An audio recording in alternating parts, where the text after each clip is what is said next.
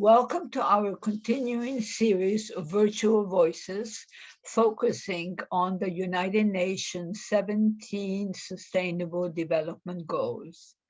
Today, we have invited 4 students from Ukraine studying at the Ivan Franko University in Lviv, who will be talking about their experiences and impressions since the war in Ukraine. Our students are Yelyzaveta Baurda, who was born in Odesa and studies at Faculty of Journalism at the Ivan Franko National University. Yelyzaveta writes articles about the war for the media and volunteers for information projects dedicated to the war. Solomiia Dobrianska. She was born and studies in Lviv, Ukraine. She writes news for Ukrainian mass media and volunteers to help her father return alive from the war. And Olga Zitynyuk, born in Verkhovena in the Carpathian Mountains. She's also a student at the Ivan Franko National University in Lviv. Olga takes photographs and paints and then donates what she earns to the Ukrainian armed forces.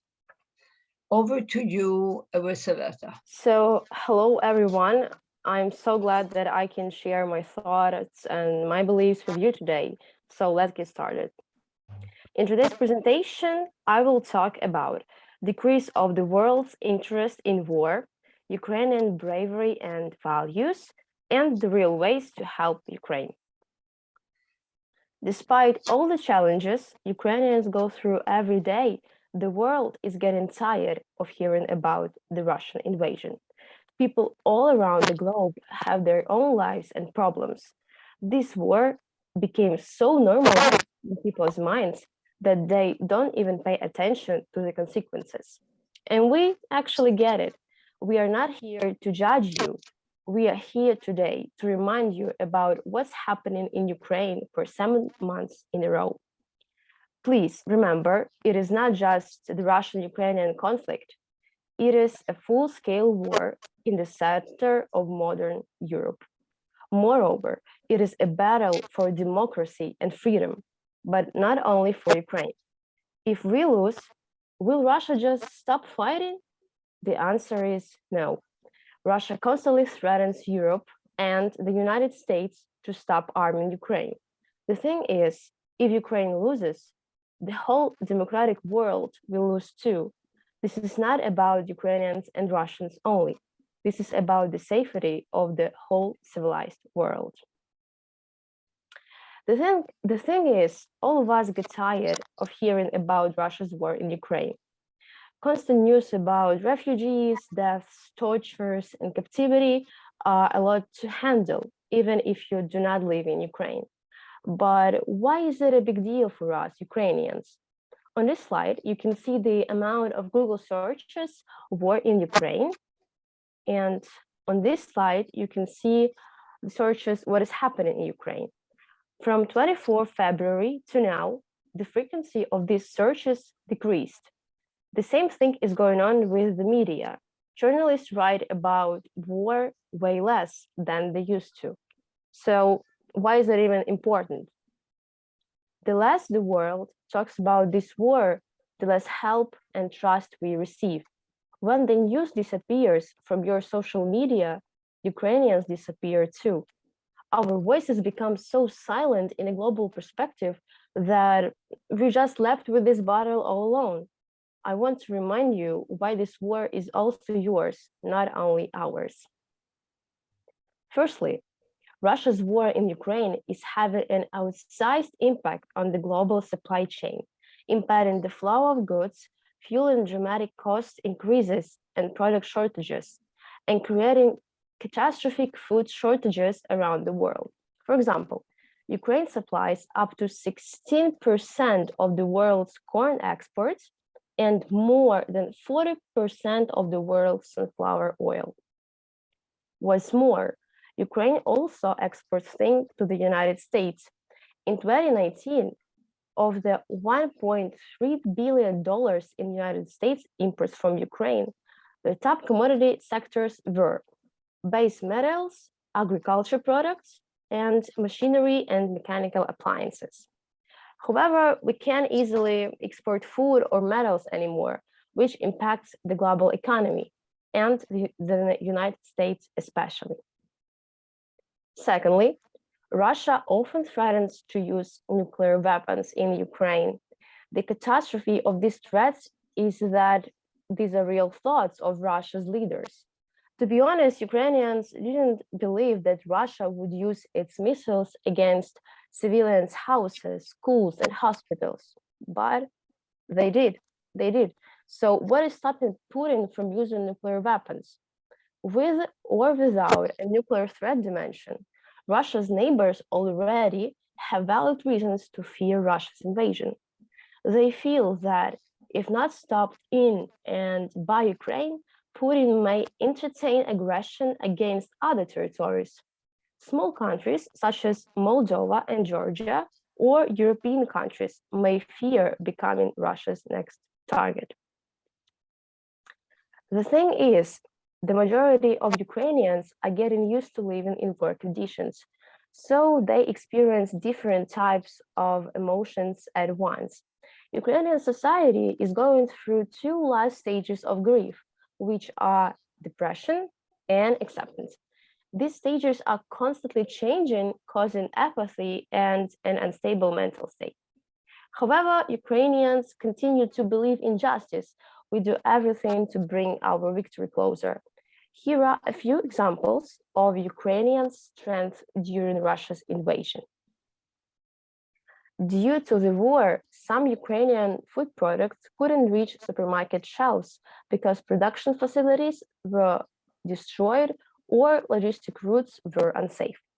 Now, true Ukrainian landmarks like Berdank's fish, Kherson tomatoes, and Crimean vines have their special place in the supermarkets as everyone in Ukraine waits for their return. And we celebrate the comeback of Swedish-Ukraine company Chumak, which recently restored its production. You can see the photos on the slide. The case is not just about the food that reminds us of better times, but the deeper meaning behind it. These empty shelves show that Ukrainians remember and care about everyone who is now under temporary Russian occupation. The text on the sign says, "The shelves are waiting, and we are waiting too. We believe in Ukrainian heroes." The occupation of Kharkov region. The armed forces of Ukraine have started the deoccupation of Kharkiv region.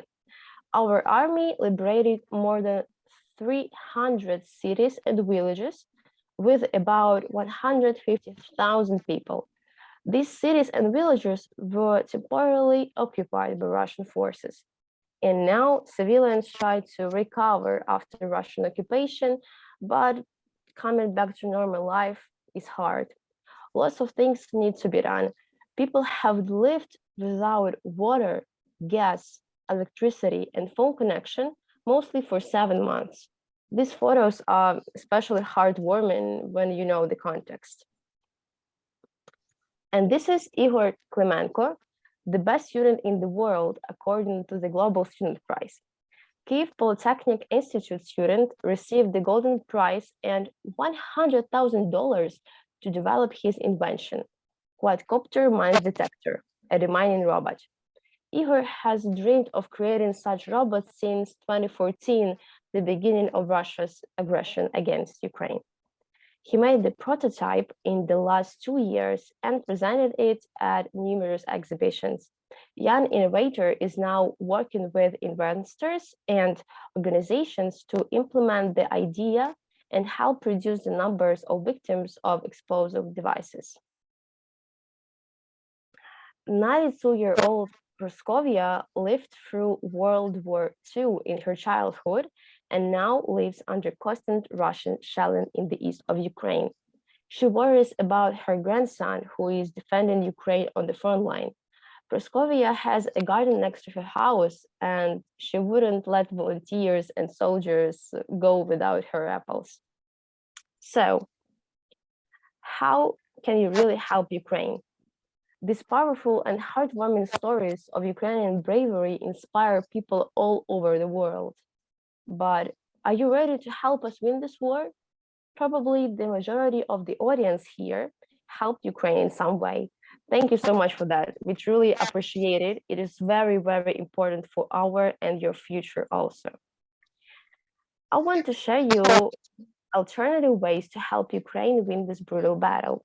So you can send humanitarian supplies, join a protest in your city, host Ukrainians, hire Ukrainians, volunteer or help professionally, read into from the source, post on social media, influence authorities directly, sign the petitions, or enter into the Foreign Legion. As you can see, you do not need to always donate or volunteer. You can help Ukrainians in your local communities, even in the United States.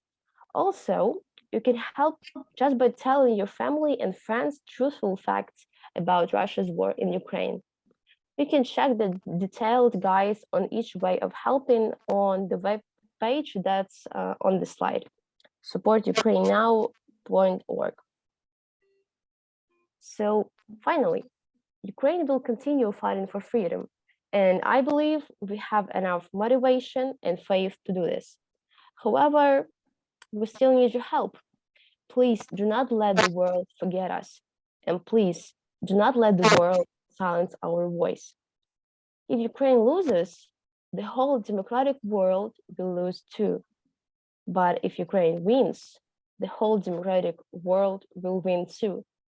These are two simple truths for you to remember. So, are you ready to help? Thank you for your time. That's all.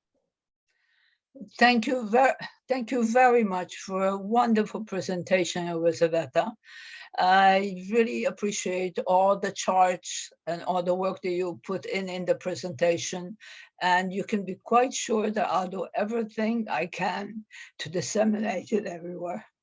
All right, we shall move on now to Solomiia Dobrianska. Reflection of the war in Ukraine.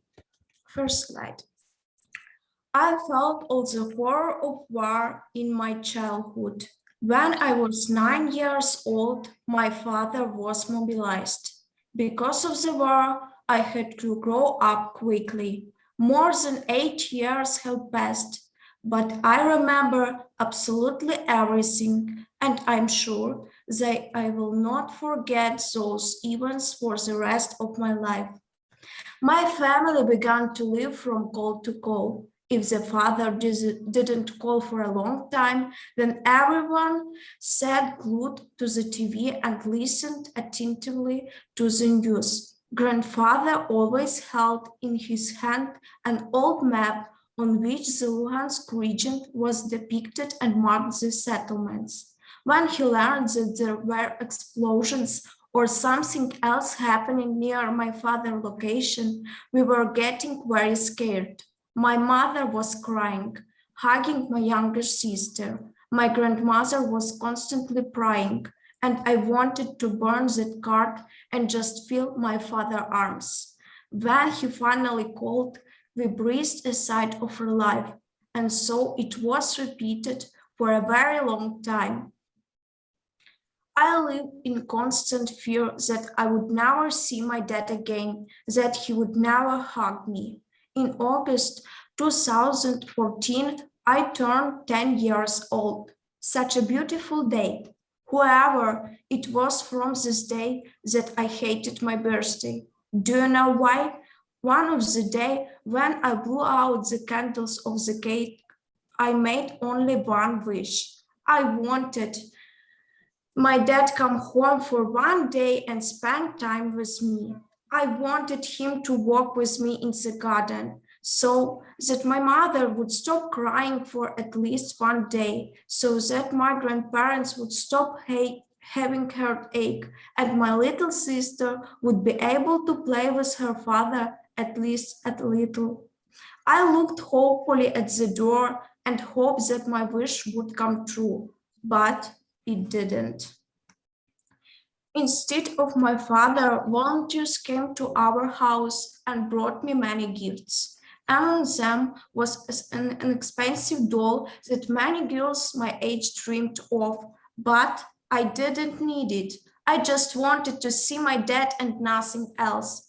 I grew up and realized that not all our dreams come true in this day. The Russians took away my childhood.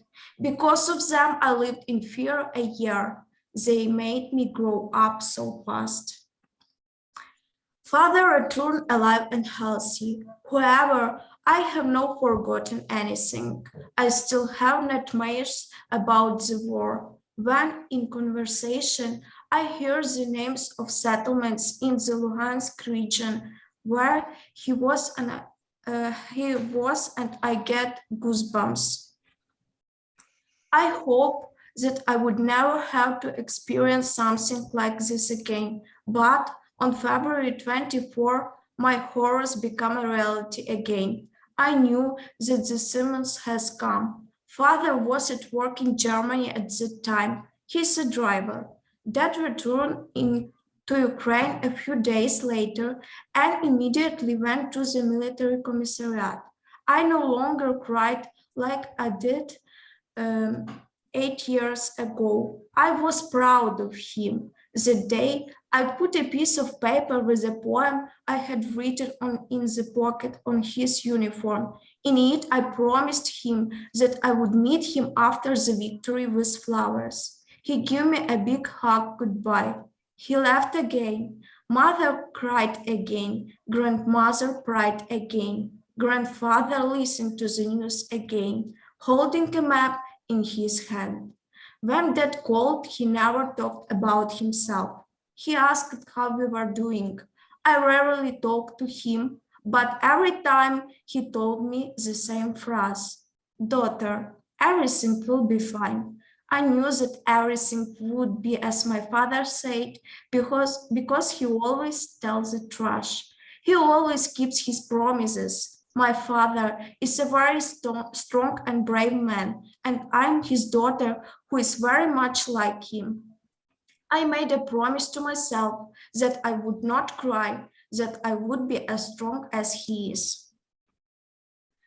However, the horrors and fears continued to hurt me. I was very afraid that I might lose him. I woke up from horror with tears in my eyes. Furthermore, I tried not to read the news because it made me very sick. Later, I started doing an internship in one of the Lviv publications. Once I had to write news about the death of a man who served with my father in the same brigade.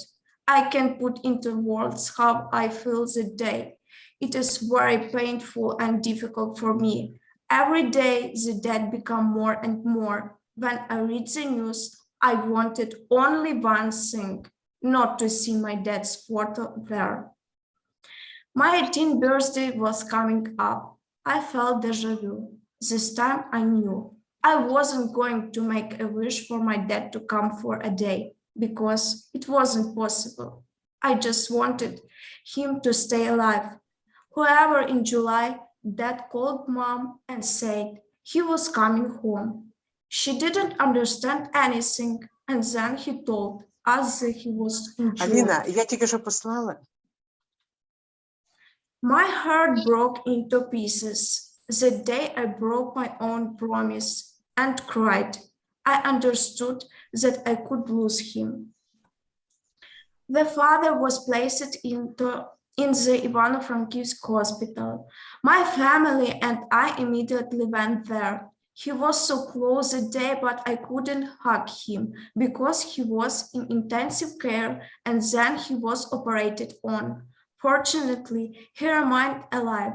A few days later, I was able to see him and hug him. Then I again felt like a child who believes in miracles. He limped again, he limped badly on one leg, but he was alive and could hug me. I was the unhappiest and happiest child at the same time that day. When I became an adult, my dad was there for me. Can you imagine? My wish come true after 8 years. My father is feeling better now. He is in the unit, but soon he can return to his foreign brothers on the front lines. I don't know what the future holds for our family, but I hope that everything will be okay. I was not only one child from whom Russians took away childhood, but they will never take away hope, faith, and courage from Ukrainian children. I have told you my story, but I'm not alone. There are thousands of children in Ukraine whose lives have been ruined by the Russians. They destroyed their houses, killed their parents. They are trying to take away their childhood from these children. Today, I will be their voice and speak on behalf of all Ukrainian children. We want to live on our land. We want to see our parents happy and healthy. We want to play with toy planes, not be scared of real ones flying over our heads. We want to sleep soundly in our beds without being woken up by sirens and explosions. We want to be happy, free, and alive. We want peace. I grow up fast, but I'm still a kid at heart who wants this simple thing. Each of us is now the creator of this history. Everyone can do something for the victory of Ukraine. Every donation, every distribution is already a step towards ending this war. More aid, fewer dead Ukrainian soldiers, destroyed families, injured children. As of September 26, 391 children died as a result of the armed aggression of the Russian Federation in Ukraine.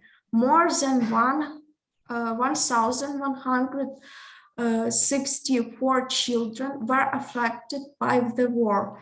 Since the beginning of the full-scale war, Russia has deported at least 7,000 children from Ukraine. So far, only 41 million Ukrainians have been returned, where also affects the physical and mental health of children and adolescents. The child is in constant tension due to not understanding what to expect tomorrow. Many had to leave their homes and were forced to live on foreign territory. Unfortunately, we will not be able to erase from their memory of the horrors of war, which sometimes even the psyche of adults cannot withstand.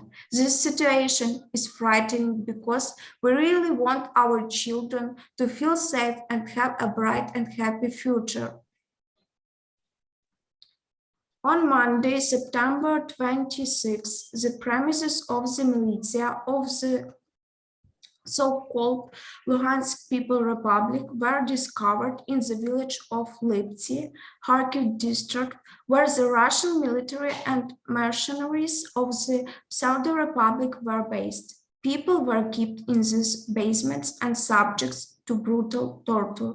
Bucha, Izum, Balaklia, Kupiansk, Kozacha Lopan. How many more towns and villages will be added to this list? How many more tortured Ukrainians will be found?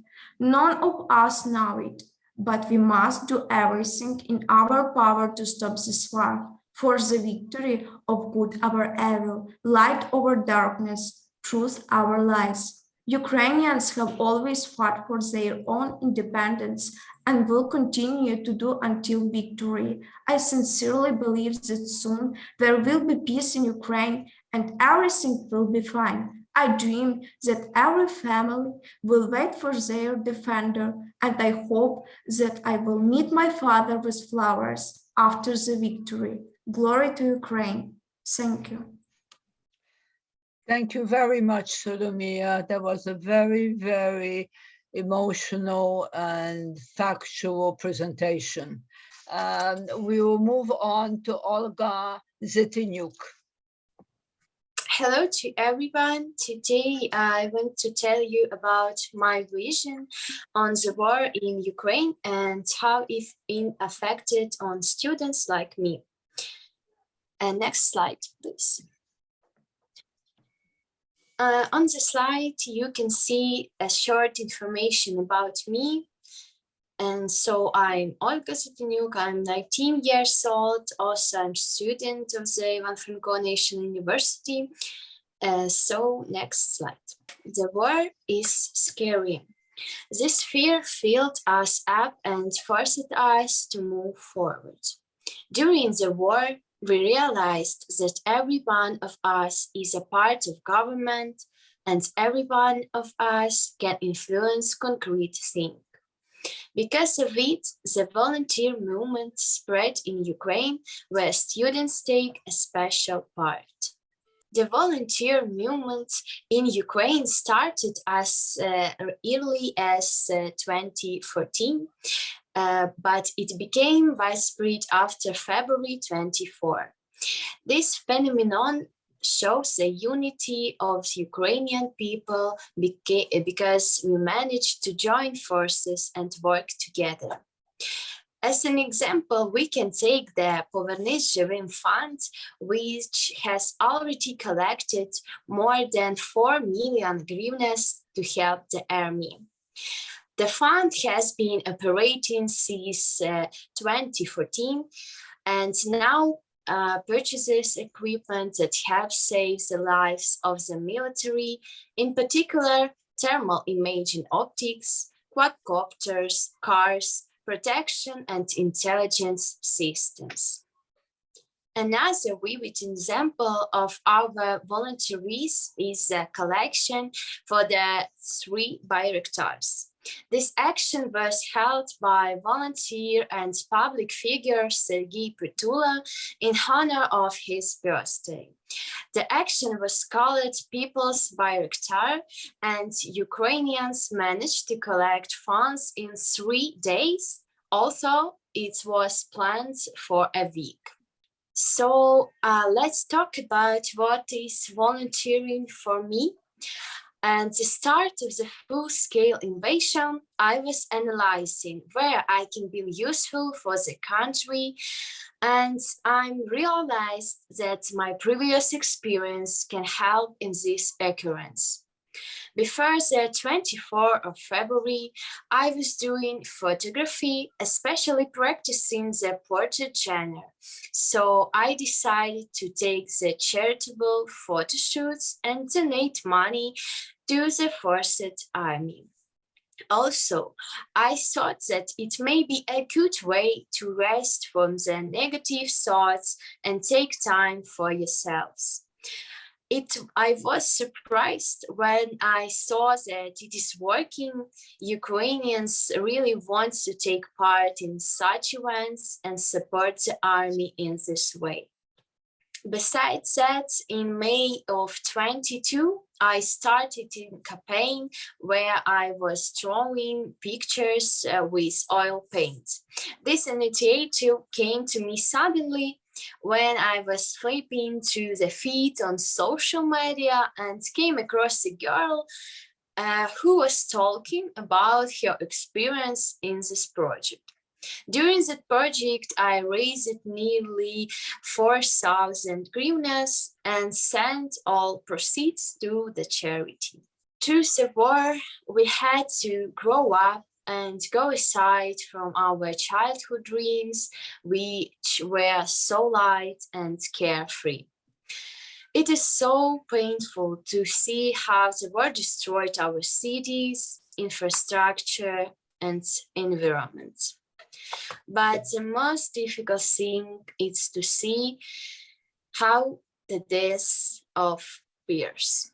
4 of my acquaintances were killed by Russians, and I cannot believe in it yet. With 2 of them, I was studying in the same educational institution. I remember how Max, was talking about plans and he wanted to run his own business, but this dream will never come true. And many other dreams also will remain only dreams in their heads. They became our heroes, so we should become theirs and build the country of the new generation. The war not only destroys our cities, it changed our reality.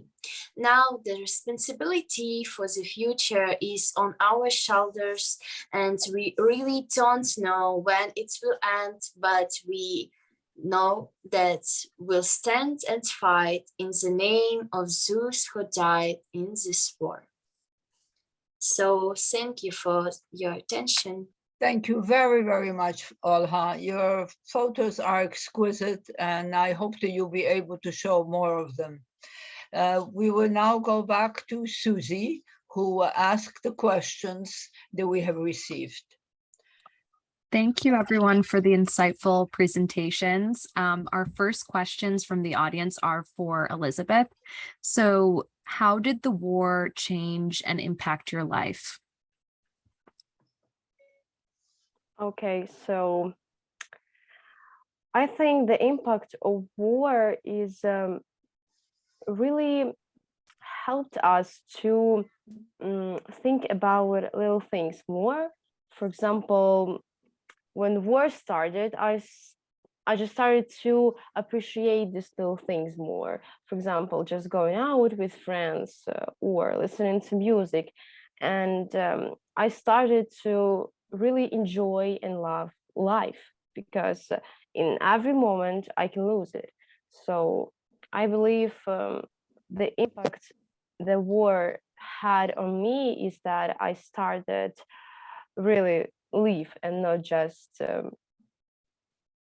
be here on this earth, just enjoying things. Thank you for sharing. Could you please describe your life in the first week of the war, if you feel comfortable? Yep. To be honest, it was really frightening. And I remember the first night, I just couldn't sleep. I was so frightened that the Russian missile could hit like at any time. And I was just laying and thinking about death, about war, and about all the situation that's happening. Because when the Russian aggression started in 2014, I was a child. I was 11 years old, and I didn't really pay attention to it. I didn't understand how people in Donbass felt. So this was really like a new experience and new emotions for me. And the first week was really frustrating. And I think we really just did not change our clothes, because we slept like in clothes, and our sneakers were near the bed, because when the air raid rang, we just like take our backpacks and go to the basement. So like we were on this like survival mode. The first week was really frightening. I'm sure. Thank you for sharing. The next two questions are for Solomiia. Did the war change your view of life and the world in general? If so, could you please share some reflections? In my opinion, war don't change me, my character. Only I begins to appearance life more. Thank you. If you don't mind just talking a bit about how the war impacted your family, the audience members want to know how your father is doing, and what do you want to do first with your family after the war finally ends? What will you do first? I have a small dream after the war. I want to travel to Paris with my parents and my younger sister.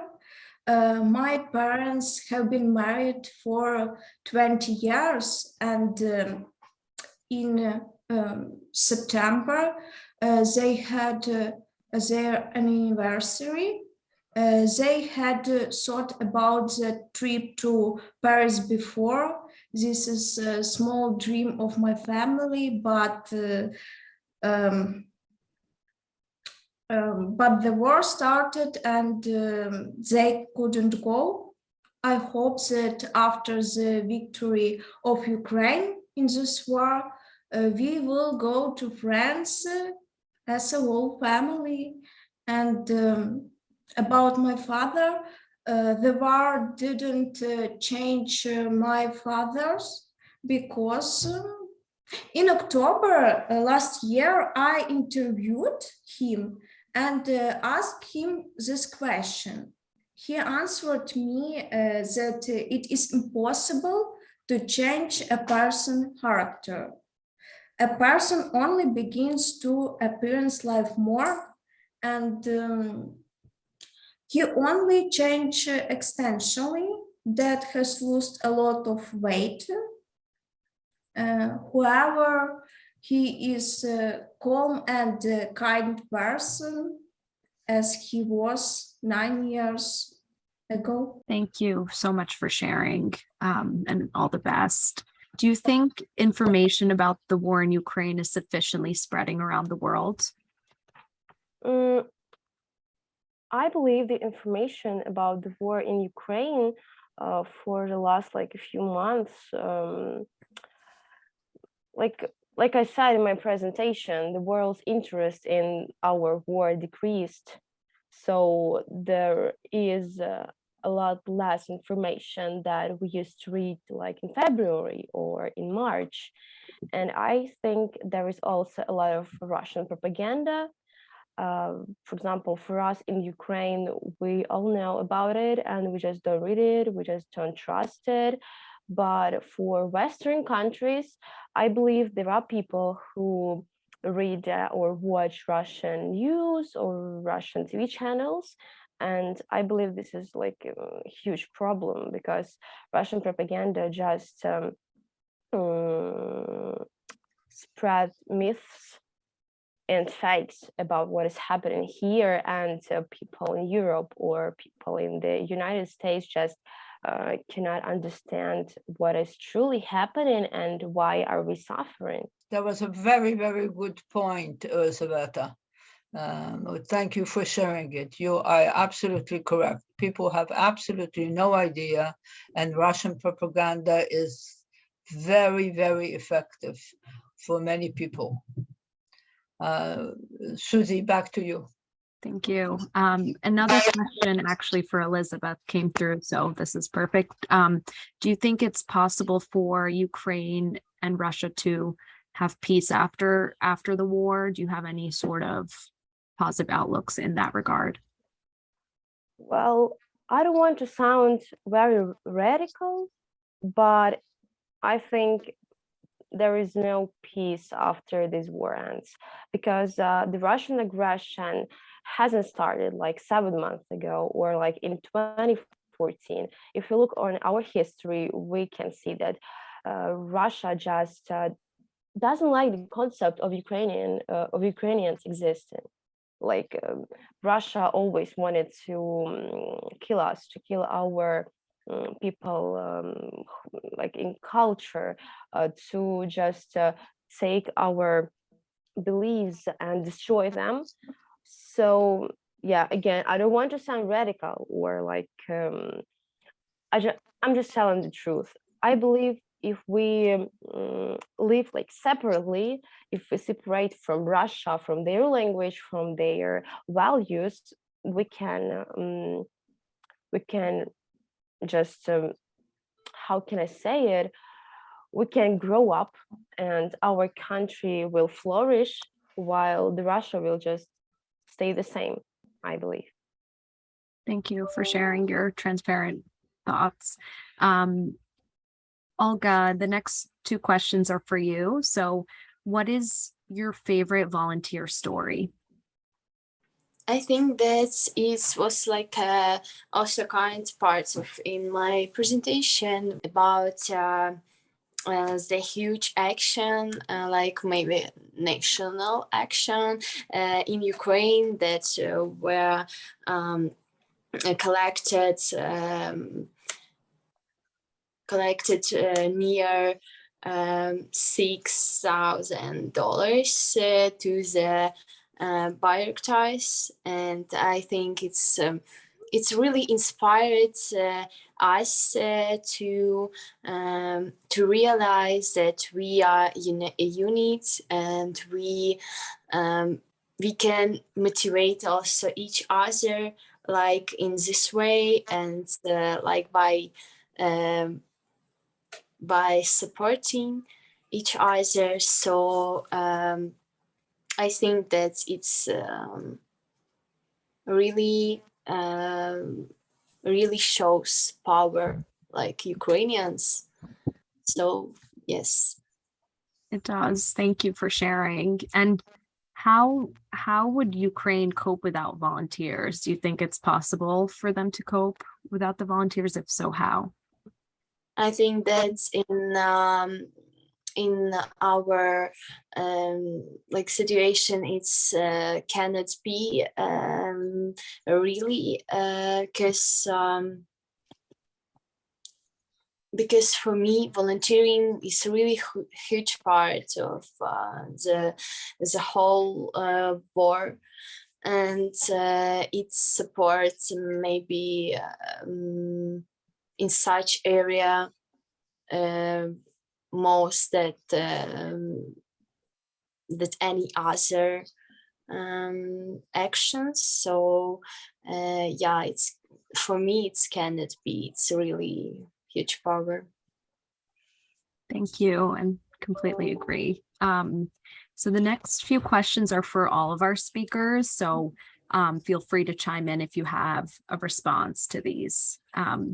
So what can every one of us do to help other people to support our mental health and prevent pessimistic thoughts during such challenging times? Does anyone have any advice for the people on the line in this regard?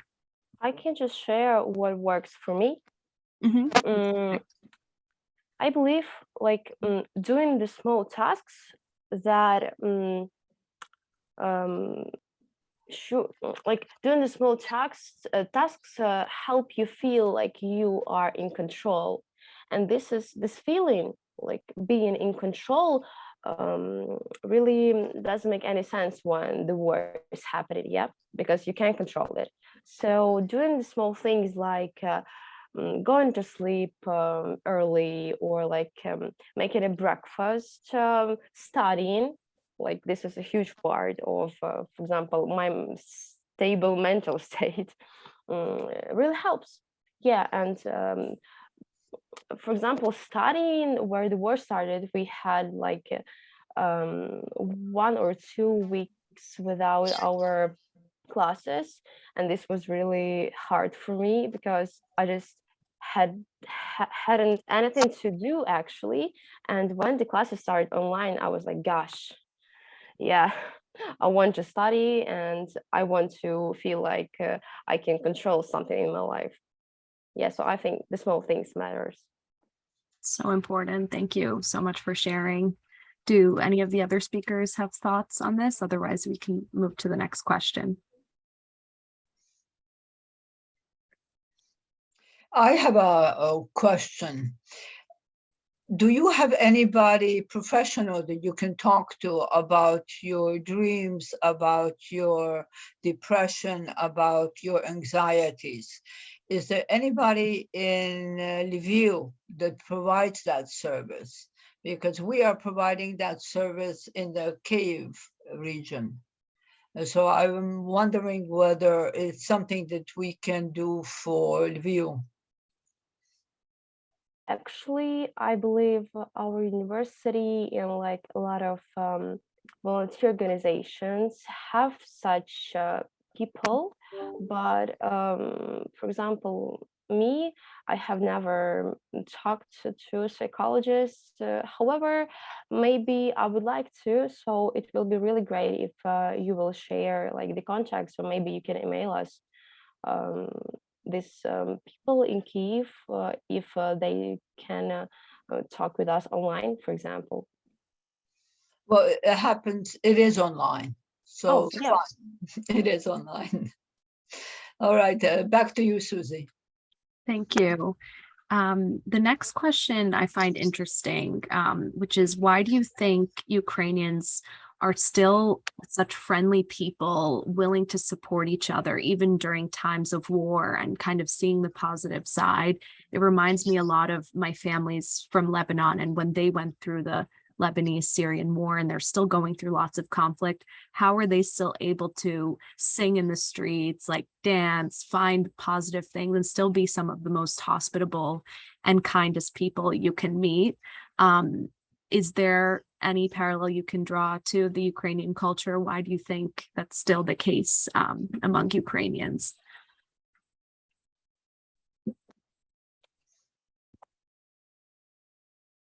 Maybe Elizabeth, it seems like you have an answer. To be honest, I don't really want to take like over the answers. Maybe all our Solomiia will want to join my answer.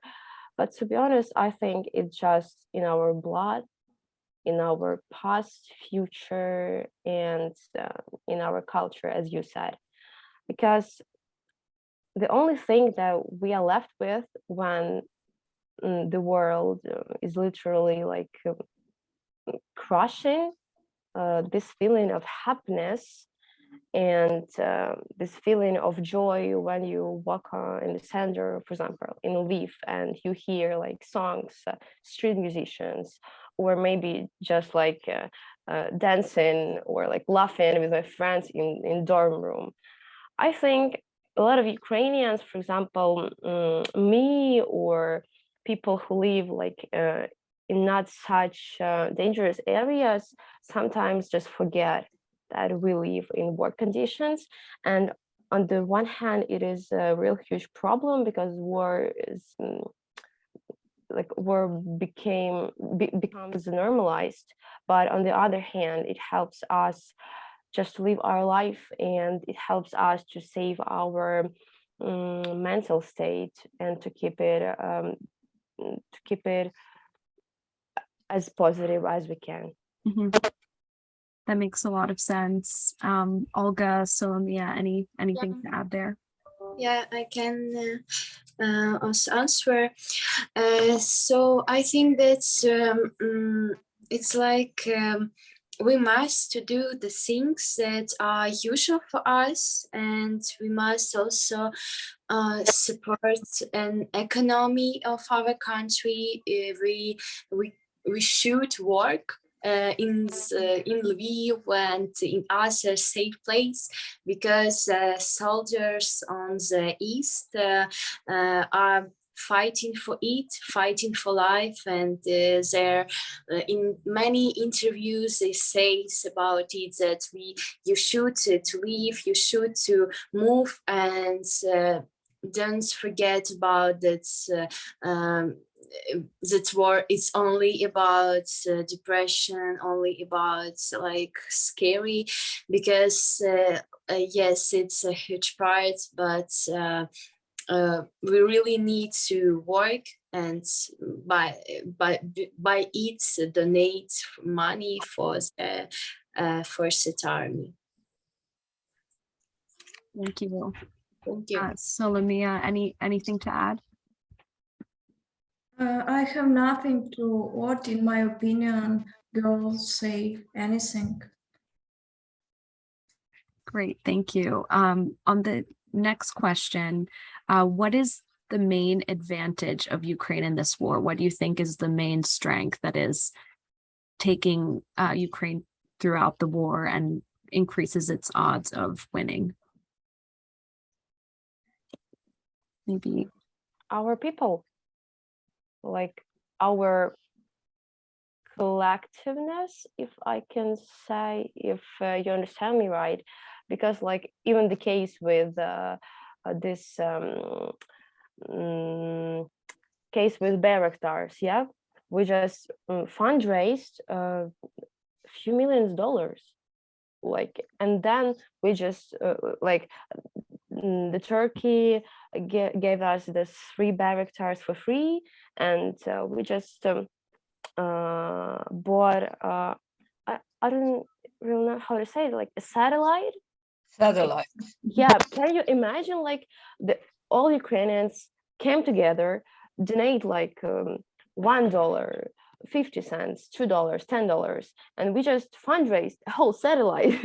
Like, this is really amazing, and I think our people is our main advantage in this war. We all love our country and we want to live in it. We don't want to just give up and live under the other flag. So yeah, our people. Amazing. So let me ask you, Yelyzaveta, what is happening with the Ukrainians that only speak Russian? Are they learning how to speak Ukrainian? I'm from Odessa, so this question is really relevant for those who doesn't know. Odessa is mainly like Russian-speaking city.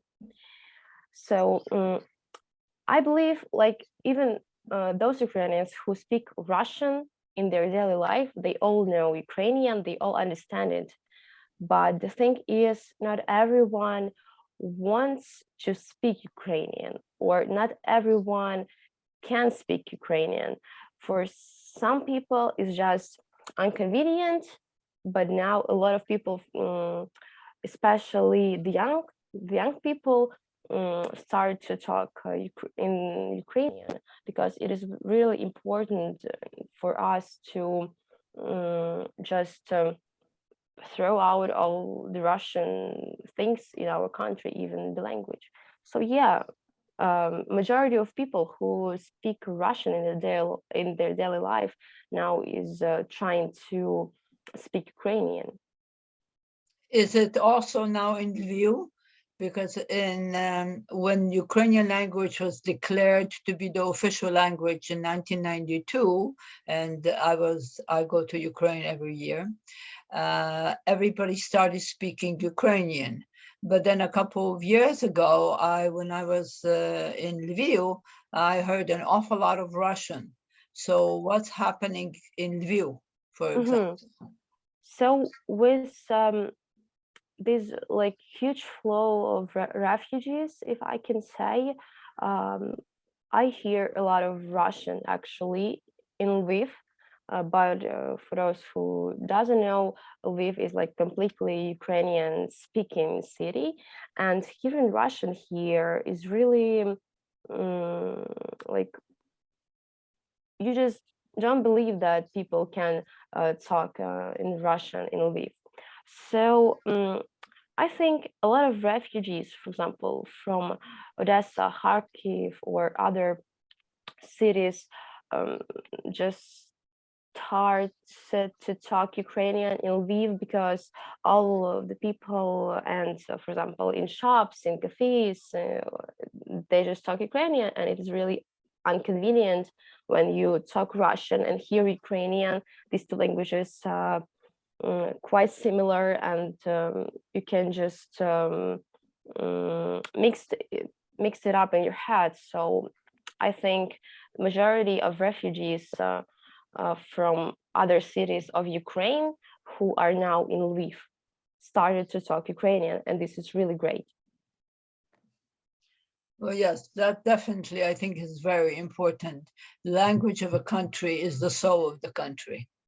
Back to you, Susie. Thank you. On this topic, a question just came through saying, how can we start with teaching the younger generation English? Like, what's the best plan for education and daily life, given all of the occurrences that are happening today? Does anyone have thoughts or ideas on that? Solomiia, you should be able to answer that question because you speak English. In my opinion, you can start in the kindergarten to play, teaching in the form of play. How did you learn it? Where did you learn it, Solomiia? You went to English to a school that taught English. Yes. So well, that helps a great deal. Yelyzaveta, how did you become so proficient? Oh, first of all, thank you. And I studied English at school, like all of us do. And also, I started volunteering with a Peace Corps volunteer, if you know what I'm talking about. I volunteered like 2 times with these people from the United States, and it really helped me to start talking English. But now I cannot say that my English is excellent, but I'm trying. And I think the most important thing is that is the understanding why you need to learn it. So if you have the understanding why you need to learn it, you will learn it. That's a very good point. And Olga, how did you learn English? Actually, I have tried different ways to learn English, like with teachers and for additional classes, like after school with teacher one by one, and also like on many online platforms. So it's actually a large number of these platforms, and most of them are free. So it's really can help, but for me, the really effective way to learn English is to speaking with native speakers, maybe. And if you are not able to speak with native speakers, so you can like speak with your friends or like with your maybe in school or in like a neighbor with in university also. So yeah, it's a practice for me, more and more practice. So Thank you. That's very true. Practice makes perfect, as they say in English. Back to you, Susie. Sure. And I think we have time for one more question. So this one is a bit of a scarier question. So what is your assessment of the risk of the use of nuclear weapons by Russia in this war? Does anyone have thoughts on this? Can you explain like what assessment Yes. means? In two other words? words, what's the possibility that Putin is going to throw a nuclear missile? Okay, thank you. Okay, I got it. This topic is really popular now in Ukrainian society and even like between my friends. And there are a lot of posts on social media about nuclear weapon. And as I understood, if I understood it correctly, we can just wake up one day and the nuclear bomb will like shade because the United States and the NATO can watch the Russia, like all this process from the satellites. And to use nuclear weapon, you need to bring it to place from which it will like fly to Ukraine. Yeah, and this is a real hard process. And the NATO said if they will notice some kind of movements in this like nuclear weapon thing, that they will help us and they will how can I say it correctly, because like nuclear weapons is not only our problem, it will affect the whole world. So NATO is taking the responsibility for it, and will help us. And we really appreciate it, because the thought of nuclear weapons in 21st century is really frightening, and I don't want things to get out of hand completely, to be honest. Well, to make you feel a little bit more comfortable, the United States has sent a shield that will prevent any severe bombs around Kyiv and Kharkiv. So, and there is a wonderful exhibition at the United Nations about what has happened in Hiroshima and Nagasaki.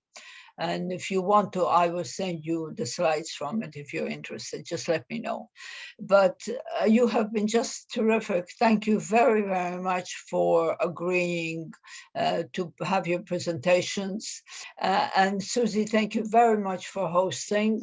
And I wish you all a very, very safe day and a very good week. And I hope to be able to talk with you soon while you're improving your English.